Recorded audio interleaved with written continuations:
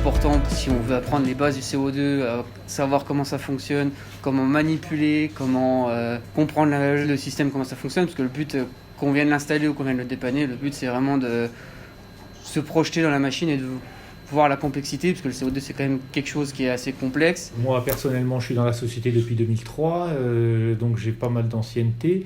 Ça permet maintenant de comprendre comment le fonctionnement du cycle frigorifique, manipuler le CO2, faire fonctionner au top les installations, quoi. Que le CO2 jusqu'à maintenant, beaucoup de stages étaient théoriques au tableau. Et c'est parce que les techniciens demandent, quoi. Ce qu'ils veulent, c'est vraiment manipuler et surtout effacer toutes les bêtises qu'on peut dire sur le CO2. Et je crois que c'est le cas. Alors pour la formation Hélico 2, on a voulu faire venir les techniciens sur le dernier jour sur un site client.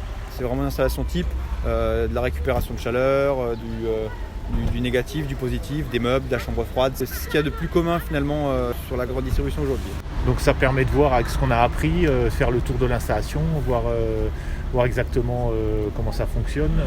Ne serait-ce que pour un peu évoquer la sécurité, pour approfondir un peu leurs connaissances, voir de leurs propres yeux, ce qu'ils sont amenés à voir tous les jours, pour un petit peu dédiaboliser.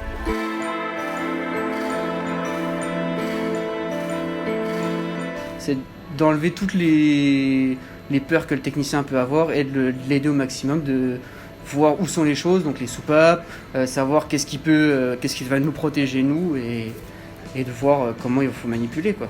Qu'ils se familiarisent vraiment, qu'ils se sentent bien dans sa vie de tous les jours avec le CO2. À Axima, ils mettent vraiment tout en place pour qu'on soit formés, pour qu'on soit nous en sécurité, que Axima sache qu'ils envoient un technicien et que le technicien il est capable de faire ce qu'il a à faire, quoi. Il est capable de dépanner, il est capable d'installer la machine et de la mettre en route, quoi. Le fait qu'on soit de la même enseigne, déjà, on discute beaucoup plus facilement.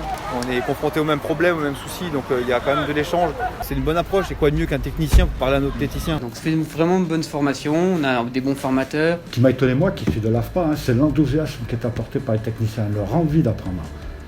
Et donc, ce que je leur dis, la réussite de cette formation, c'est d'abord la leur. C'est vraiment la leur.